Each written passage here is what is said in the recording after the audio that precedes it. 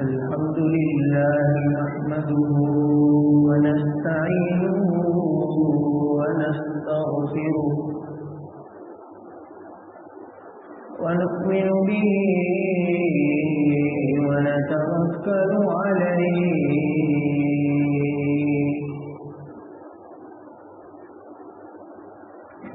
ونعوذ بالله من شرور أنفسنا ومن سيئات أعمالنا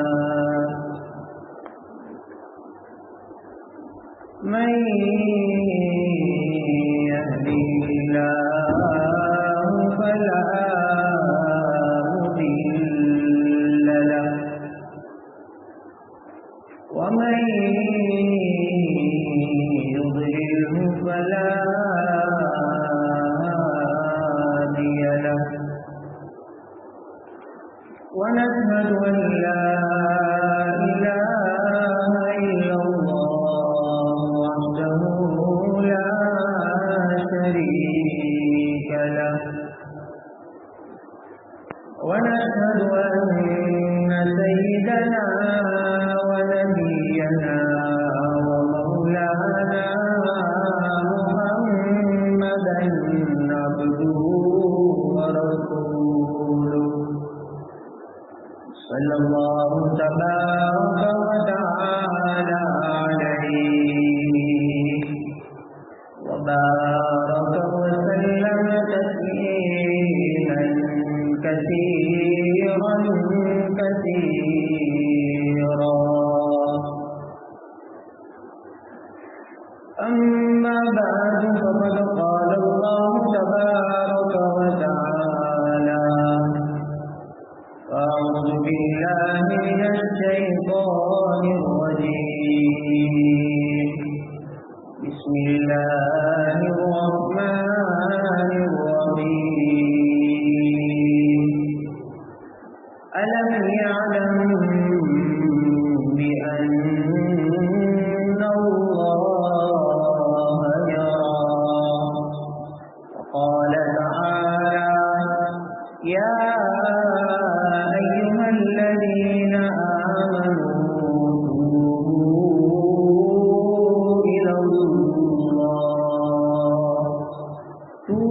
توبوا إلى الله توبة نصوحا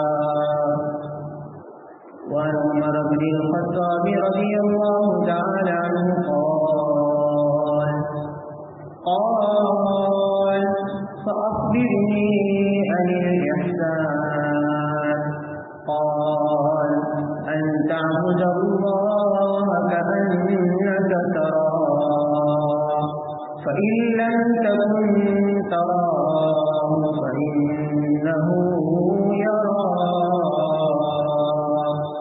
أو كما قال رسول الله صلى الله عليه وسلم صدق الله العظيم وصدق رسوله النبي الكريم ونحن على ذلك لمن الشاهدين والشاكرين والحمد لله رب العالمين.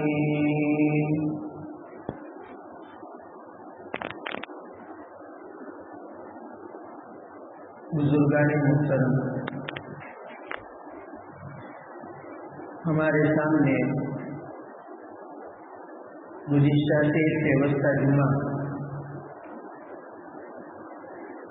اطاعت کے دروازے اور اطاعت کی چابیوں کے حوالے سے گفتگو ہوتی تھی کہ انسان کے لیے اللہ تبارک و تعالیٰ کی اطاعت کرنا کیسے آسان ہو جاتا ہے اور اللہ تبارک و تعالیٰ کی نافرمانی سے بچنا یہ کیسے آسان ہو جاتا ہے. کیونکہ انسان کی زندگی کا خلاصہ یہ اللہ تبارک و تعالیٰ کی اطاعت کرنا ہے اور اللہ تبارک و تعالیٰ کی نافرمانی سے بچنا ہے. بس یہ انسان کی زندگی کا خلاصہ ہے. اس کے لیے حضرت تھانوی علیہ رحمہ نے 5 ایسی نیکی کے کام گنوائے تھے کہ ان 5 نیکیوں کے کام کرنے سے انسان کے لیے نیکیوں کا کرنا آسان ہو جاتا ہے. بقول حضرت تھانوی کے کہ اللہ تعالیٰ انسان کے لیے طاعت کے دروازوں کو کھول دیتا ہے، فرما برداری کے دروازوں کو کھول دیتا ہے، نیکیوں کے دروازوں کو اللہ تعالیٰ کھول دیتا ہے. نیکی کرنا اس کے لیے بہت آسان ہو جاتا ہے. اور 6 گناہ کے کام ایسے ہیں کہ اگر ان 6 گناہ کے کاموں کو انسان چھوڑ دے تو اس کے لیے گناہوں کا چھوڑ دینا آسان ہو جاتا ہے. حتیٰ کہ حضرت تھانوی کے بقول اور گناہ کے کام خود بخود چھوٹ جائیں گے. ان نیکیوں کے کاموں میں سے 3 نیکی کے کام ہمارے سامنے آ گئے. علم کا حاصل کرنا، اللہ کے نیک بندوں کی صحبت کا انتظام، اہتمام، اس کی پابندی کرنا، اور دوسری چیز 5 وقت کی نمازوں کا اہتمام. دوسری چیز، تیسری چیز قلت کلام، قلت مخالفت. مجلسوں میں مجلس کے علاوہ اپنے آپ کو کم سے کم بولنے کا پابند بنانا اور کم سے کم لوگوں کے ساتھ ملنے کا اہتمام کرنا. یہ 3 چیزیں. چوتھی چیز مراقبہ و محاسبہ کا اہتمام کرنا. مراقبہ کس کو کہتے ہیں؟ یہ بہت بڑی نیکی ہے. یہ انسان کے لیے اطاعت کے دروازوں کو کھولتی ہے. یہ انسان کو اپنی قبر یاد دلاتی ہے. مراقبہ اصل میں کہتے ہیں اپنے نفس کی نگرانی کرنا، اپنے اعمال کی نگرانی کرنا. جو اولیاء اللہ کے وہاں اس کا اہتمام کیا جاتا ہے اس کو مراقبہ کہتے ہیں کہ اپنی گردن جھکا کر، اپنی آنکھوں کو بند کر کے اس بات کا استحضار پیدا کرنا اور اس بات کو اپنے دل کے اندر پیدا کرنا کہ میرا پروردگار مجھے دیکھ رہا ہے، اللہ تبارک و تعالیٰ مجھے دیکھ رہے ہیں اور میں بھی اللہ تبارک و تعالیٰ کو دیکھ رہا ہوں. صوفیہ کے وہاں باقاعدہ قرآن کریم کی ایک آیت جس کی میں نے خطبے کے اندر تلاوت کی، الم یعلم بان اللہ یرا، اس کا مراقبہ کروایا جاتا ہے.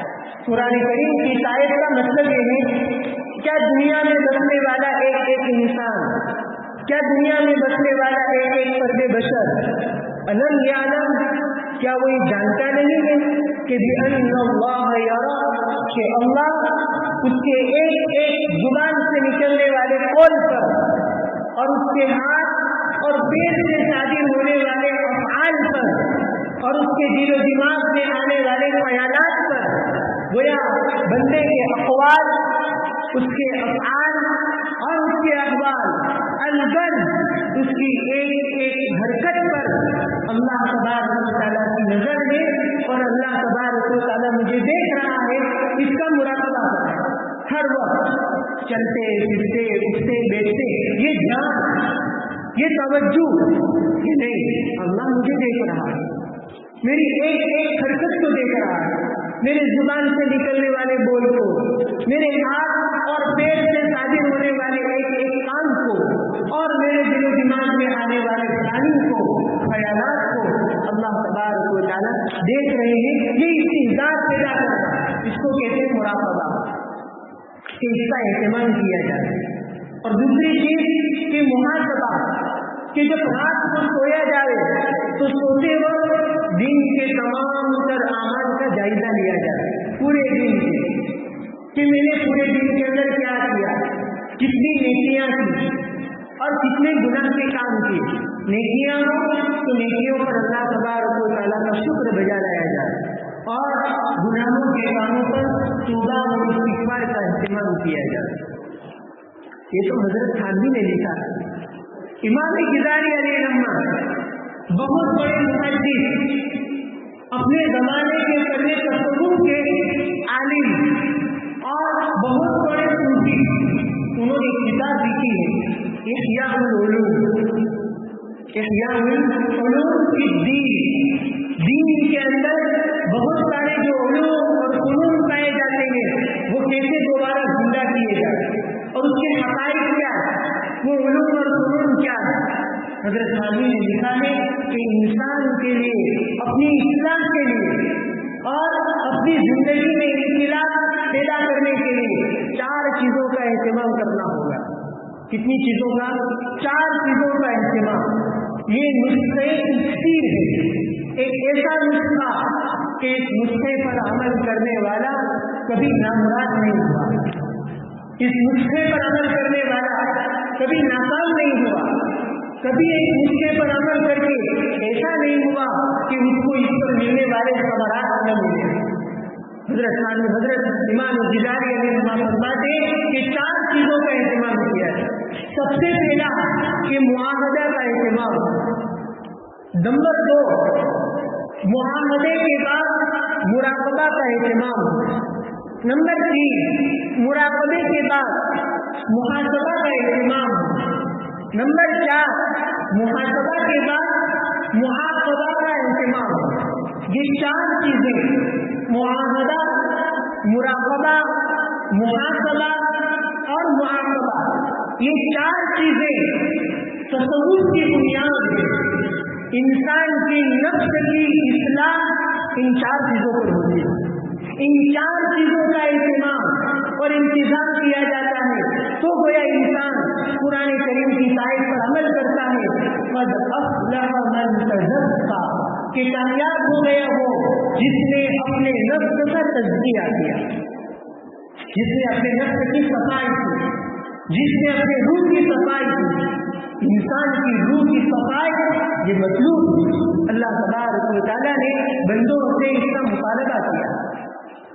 اس میں سب سے پہلی چیز ہے معاہدہ، کہ روزانہ فجر کی نماز کے بعد، فجر کی نماز کے بعد قرآن کریم کی تلاوت کا اہتمام، قرآن کریم کی تلاوت کے بعد کچھ اپنے اذکار کا اہتمام، ذکر و اذکار کیے جائے، اس کے بعد حزب الاعظم، مناجات مقبول، ان میں سے چند دعاؤں کو پڑھا جائے، اس کی منزل کا اہتمام۔ یہ میں آپ کو زندگی گزارنے کا طریقہ بتاتا ہوں کہ انسان شریعت کا پابند بن کر اور اللہ کی اطاعت کے ساتھ اپنے نفس کی اصلاح کے ساتھ کیسے زندگی گزارے۔ فجر کی نماز کے بعد قرآن کریم کی تلاوت، کچھ نہ کچھ، پھر قرآن کریم کی تلاوت کے بعد ذکر و اذکار، اس کے بعد مناجات مقبول، یہ اللہ کے نبی صلی اللہ تعالی علیہ وسلم کی دعاؤں کی کتاب، جس سے آپ علیہ السلام کی دعاؤں کو جمع کر دیا گیا، جو کہ حضرت خانوی کی اور حزب الاعظم جو کہ ملا علی قاری علیہ السلام کی ہے، اس میں سے دعاؤں کو پڑھا جائے کہ اس کے بعد تو کہا کہ اس کے بعد سب سے پہلا کام یہ کرنا ہے کہ معاہدہ کرنا اپنے نفس کے ساتھ۔ معاہدہ کہتے ہیں کہ کسی کے ساتھ وعدہ کرنا، کسی کے ساتھ عہد کرنا، ایگریمنٹ کرنا۔ تو فجر کی نماز کے بعد ہمیں اپنے نفس سے معاہدہ کرنا، ہمیں اپنے نفس سے ایگریمنٹ کرنا، وعدہ کرنا۔ کتنی چیزوں کا؟ 4 چیزوں کا۔ سب سے پہلا وعدہ اپنے نفس سے یہ کرنا ہے کہ نفس، یہ بولنا ہے زبان کہ کان کھول کر سن، صبح سے لے کر رات تک میں کوئی گناہ کا کام نہیں کروں گا۔ یہ سب سے پہلا معاہدہ، وعدہ کس سے؟ اپنے نفس سے، کیونکہ انسان کو گناہوں کے کاموں پر ابھارنے والی اور نیکیوں کے کاموں سے بچانے والی 2 بڑی چیزیں ہیں، ایک انسان کا اس کا نفس اور ایک شیطان۔ نفس اور شیطان یہ 2 بہت بڑے دشمن ہیں جو انسان کو نیکیوں پر آنے نہیں دیتے اور جو انسان کو گناہوں پر ڈال دیتے ہیں۔ تو سب سے پہلا معاہدہ اپنے نفس سے یہ کرنا ہے کہ صبح سے لے کر شام تک ایک بھی گناہ کا کام میں نہیں کروں گا۔ یہ سب سے پہلا معاہدہ کرنا ہے، کس سے؟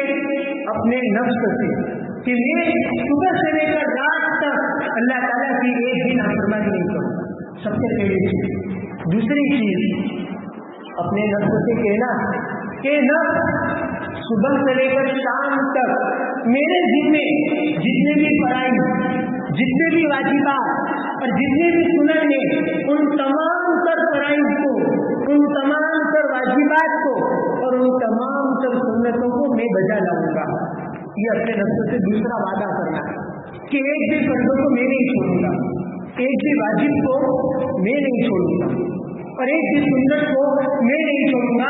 और मैंने ये तुझसे वादा किया है, इसलिए इस वादे का मुझे भी काबू लेना। ये दूसरा काम अपने नफ्स के साथ। तीसरा काम अपने नफ्स के साथ कि नफ्स सुबह से लेकर रात तक, सुबह से लेकर शाम तक जितने भी अल्लाह के हुकूक हैं, हुकूकुल्लाह, और जितने भी बंदों के हुकूक हैं, हुकूकुल इबाद, इन तमाम तर हुकूक को, हुकूकुल्लाह और हुकूकुल इबाद, इन दोनों को मैं सुबह से लेकर शाम तक जितने भी मेरे सामने आएंगे सबको मैं अदा करूंगा। ये तीसरा वादा हुआ अपने नफ्स से। और चौथा वादा अपने नफ्स से ये करना है कि अगर इन तीन चीजों का तुमने इंतजाम न किया तो गोया मैं तुझे उस पर सजा दूंगा, मैं तुझे उस पर क्या दूंगा? सजा दूंगा।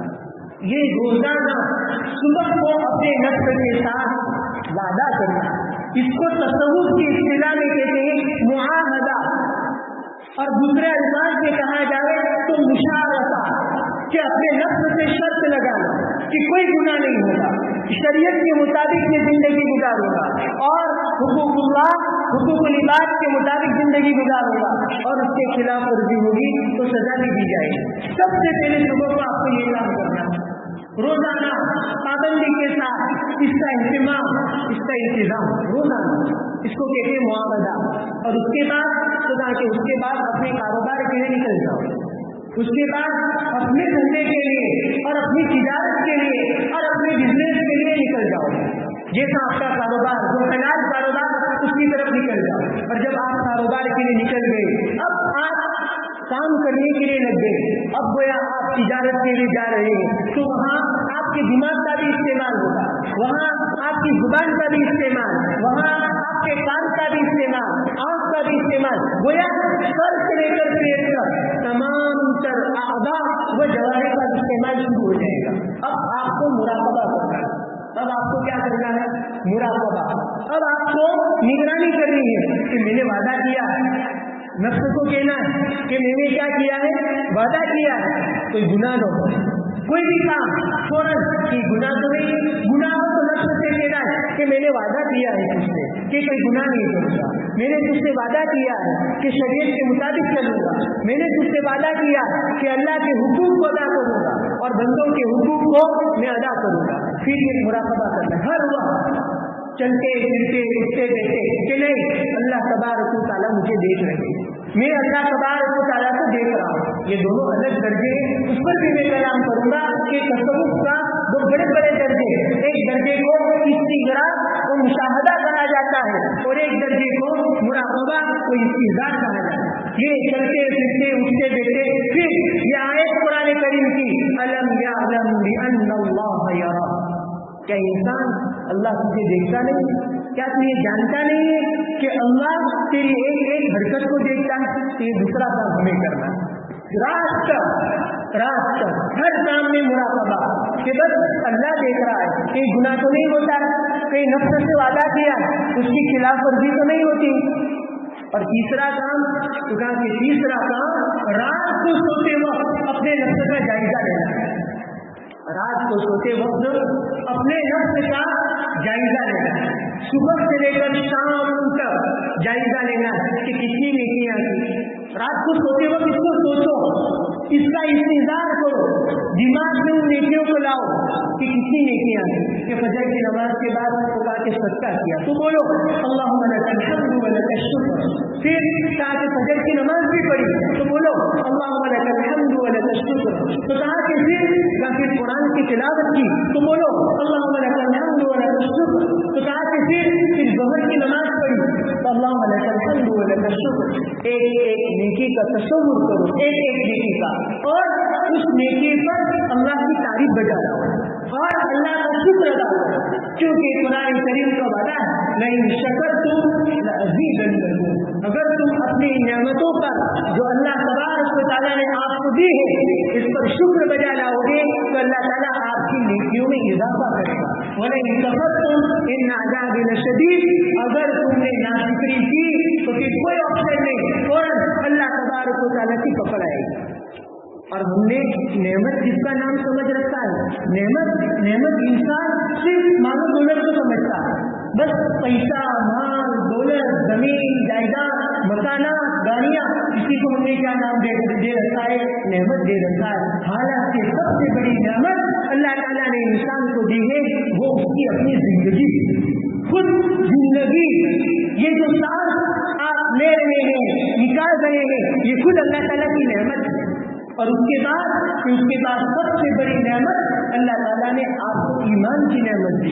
یہ نعمت ہے اصل الاصول فی الدین، اعظم الاصول فی الدین، دین کے اصول میں سب سے بڑی نعمت پتا کہ ایمان ہے۔ تو اس پر بھی شکر ادا کرو، ایک چیز پر شکر ادا کرتے رہو، صبح سے لے کر شام تک، رات تک کتنی نیکیوں کے کام ہوئے تو سب پر بولو اللہم لک الحمد و لک الشکر، اللہم لک الحمد و لک الشکر۔ ہمارے بزرگان دین ایسے گزرے کہ وہ رات کو سوتے وقت بس یہ رٹ لگایا کرتے تھے اللہم لک الحمد و لک الشکر، اللہم لک الحمد و لک الشکر۔ ارے پوچھا یہ کیا لگا رکھی ہے؟ تو کہا کہ صبح سے لے کر رات تک ایک نیکی کا میں انتظار کرتا ہوں اور ایک نیکی کو میں یاد کرتا ہوں، اور یاد کرتے ہوئے اس پر میں اللہ کا شکر ادا کرتا ہوں کہ اللہ نے دلایا، اللہ نے دلایا، اللہ نے پانچوں وقت کی نمازوں کا اہتمام کی توفیق دی۔ سب پر شکر ادا کرو، سب نیکیوں پر جتنی نیکیاں ہیں۔ اور اگر گناہ کیے ہو تو کہا کہ اس کی استغفار کرو، استغفر اللہ ربی من کل ذنب واتوب الیہ، ایک گناہ کو یاد کرو اور استغفار کرو۔ تو یہ کیا ہوا؟ یہ محاسبہ ہوا، یہ اپنے نفس کا جائزہ ہوا، یہ اپنے نفس کا کیا ہوا؟ جائزہ، کہ نیکیاں کی تو اللہ کا شکر ادا کرو اور گناہ کیا تو اللہ تبارک و تعالیٰ کی استغفار کرو۔ پھر چوتھی چیز امام غزالی نے نقل فرمائی کہ معاقبہ، کہ ہاں گناہ ہوا ہے تو گناہ پر صرف استغفار سے کام نہیں چلے گا، بلکہ استغفار کے ساتھ ساتھ اپنے نفس کو سزا دو، اپنے نفس کو کیا دو؟ سزا دو، اپنے نفس کو سزا دو اس بات پر کہ تم نے گناہ کا کام کیا، مثلا تم نے نماز چھوڑی تو گویا نفس کو پہلی سزا دو کہ آج نماز چھوڑنے پر تجھے 4 رکعت نفل پڑھنی پڑے گی، کہ پابند بناؤ اپنے نفس کا۔ گویا اپنے نفس کے لیے ایسی سزا مقرر کرو جو سزا نفس کے لیے مشقت کا ذریعہ، بہت زیادہ بھی سزا نہیں دینی ہے نفس کو کہ نفس بھاگ جا رہے اور بگڑ جا رہے، اور بہت کم سزا بھی نہیں دینی ہے کہ اس کو سزا نہ کہا جائے، بلکہ اتنی سزا دینی ہے کہ اعتدال کے حوالے سے، کہ نہ بہت زیادہ سزا اور نہ بہت کم، بلکہ درمیانی اس کو سزا دینی، اس کو کہتے ہیں معاقبہ۔ تو فجر کی نماز کے بعد معاہدہ، اس کے بعد ہر عمل کے وقت مراقبہ کہ اللہ مجھے دیکھ رہا ہے، میرا کوئی کام میرے اپنے وعدے کے خلاف تو نہیں ہوتا ہے۔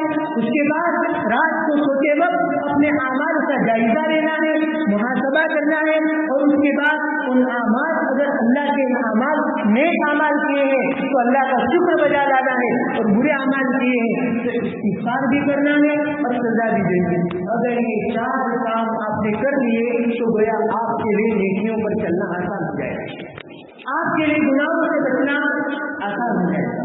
اب ایک دن کیا، ایک دن چھوڑ دیا، سال میں 2 دن کیے اور پھر چھوڑ دیا تو ایسا نہیں چلے گا، بلکہ آپ کو تسلسل کے ساتھ، پابندی کے ساتھ ان 4 چیزوں پر عمل کرنا پڑے گا، پابندی کے ساتھ۔ ہمارے دین کے اندر کثرت مطلوب نہیں، کمیت مطلوب نہیں کہ کتنی تعداد، بلکہ کیفیت مطلوب ہے، تھوڑا ہو اچھا ہو، پابندی کے ساتھ۔ خیر العمل ما قل وما دیم علیہ، آپ علیہ الصلوۃ والسلام نے فرمایا سب سے بہترین عمل وہ ہے جو تھوڑا ہو لیکن استقامت کے ساتھ، لیکن پابندی کے ساتھ، التزام کے ساتھ، اہتمام کے ساتھ، مداومت کے ساتھ، مواظبت کے ساتھ، پابندی کے ساتھ، برابر کنٹینیو ان 4 چیزوں کا جو اہتمام کرتا ہے وہ ایک نہ ایک دن اللہ کا ولی بن جائے گا، وہ اللہ کا نیک بندہ بن جائے گا۔ ہاں کبھی ایسا ہوگا کہ کبھی آپ ہاریں گے اور کبھی شیطان جیت جائے گا، یعنی جس دن شیطان جیت گیا اس کا مطلب کہ اس دن آپ سے گناہ زیادہ ہوئے، اور जिस दिन आप जीत गए उसका मतलब कि आपसे नेकियां क्या हुई, ज्यादा हुई। तो ऐसा होगा कि कभी गुनाह ज्यादा, कभी नेकियां कम, तो कभी नेकियां ज्यादा, कभी गुनाह कम, ये होता रहेगा, ये होता रहेगा, यहाँ तक कि आप इन 4 चीजों का एहतमाम, मुआहदा, मुराकबा, मुहासबा, मुआकबा, इन 4 चीजों का एहतमाम करोगे, एक न एक दिन आपका नफ्स आपके ताबे बन जाएगा। ये कमाल, ये तसव्वुफ की आला दर्जे की इंसान की अपनी कैफियत है कि नफ्स को अपने ताबे बना देना। गुमराही क्या है? गुमराही है कि आदमी अपने नफ्स के ताबे बन जाए, इसको कहते हैं हवा परस्ती। अगर आप अपने नफ्स के ताबे बन गए तो आप गए वक्त के सिरोज, और अगर आपने अपने नफ्स को अपने ताबे बना लिया तो आप वक्त के सबसे बड़े वली। वली के कोई पेड़ नहीं होते बहुत ज्यादा, कि बहुत ज्यादा फल नहीं होते सुरखाब के। वली यही होता है कि गुनाहों से बचता है और नेकियों को अंजाम देता है।